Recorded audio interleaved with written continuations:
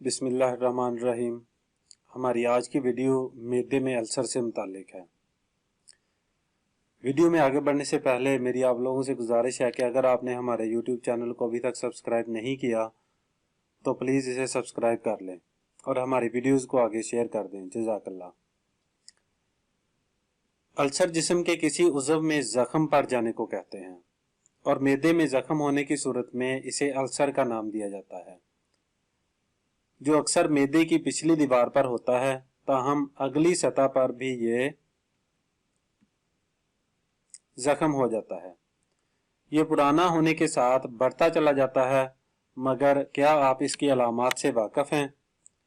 در حقیقت معدے یا پیٹ میں اس درد کو کسی صورت نظر انداز نہیں کرنا چاہیے، خاص طور پر اگر درج ذیل میں دی جانے والی علامات سامنے آئیں۔ السر کی ایک سب سے عام علامت شکم کے اوپری حصے میں درد ہونا ہے۔ شکاگو یونیورسٹی کی ایک تحقیق کے مطابق السر غذائی نالی میں کسی بھی جگہ ہو سکتا ہے، تاہم یہ اکثر لوگ سوچتے ہیں کہ یہ چھوٹی آنت یا معدے میں ہوتا ہے جہاں درد محسوس ہوتا ہے۔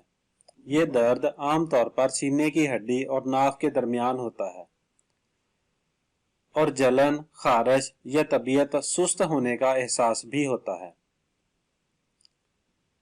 یہ کیفیت آغاز میں ہلکی اور قابل برداشت درد کے ساتھ ہوتی ہے، مگر السر بڑھنے سے یہ سنگین ہوتی چلی جاتی ہے۔ السر کی ایک اور بڑی نشانی دل متلانا ہے۔ طبی ماہرین کے مطابق السر کے نتیجے میں ہاضمے میں موجود سیال کی کیمسٹری بدل جاتی ہے، جس کے نتیجے میں دل متلانے، خصوصاً صبح کے وقت ایسا احساس ہوتا ہے۔ السر ہونے پر خوراک کو ہضم کرنا اکثر مشکل کام ثابت ہوتا ہے۔ اگر السر بڑھنے لگے تو وقت کے ساتھ دل متلانے کا احساس بڑھ کر قے کی شکل اختیار کر لیتا ہے، جو اکثر اوقات ہونے لگتی ہے۔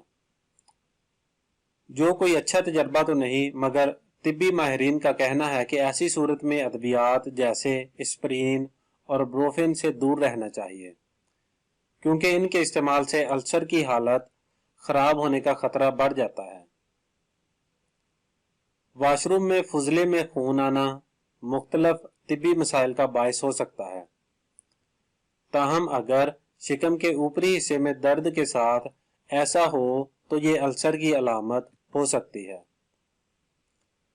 اگر آپ کو بھی اس کی شکایت ہو تو فوری طور پر ڈاکٹر سے رجوع کرنا چاہیے۔ السر کے بیشتر مریضوں کے اندر کھانے کی خواہش کم ہوتی ہے، جس کے نتیجے میں غذا کی مقدار کے استعمال میں کمی آتی ہے، جبکہ الٹیاں زیادہ آنے لگتی ہیں اور وزن میں غیر متوقع کمی ہو جاتی ہے۔ اگرچہ السر کے باعث کھانے کی خواہش ختم ہو جاتی ہے، مگر کھانے کے بعد 1 سے 3 گھنٹے تک ناف اور سینے کے درمیان درد کو اکثر افراد بھوک سمجھ لیتے ہیں۔ کچھ کھانے سے ہو سکتا ہے کہ درد میں ریلیف ہو تو یہ معدے میں السر کی علامت ہو سکتی ہے۔ اگر آپ کو محسوس ہو کہ پیٹ ضرورت سے زیادہ پھول گیا ہے تو یہ گیس کے مقابلے میں سنگین معاملہ ہو سکتا ہے، بلکہ السر کی ایک نشانی ہو سکتی ہے۔ عام طور پر یہ السر کی ابتدائی علامات میں سے ایک ہوتی ہے، خصوصاً ایسے افراد میں جنہیں پیٹ کے درمیانی حصے میں شکایت کی تکلیف بھی ہو۔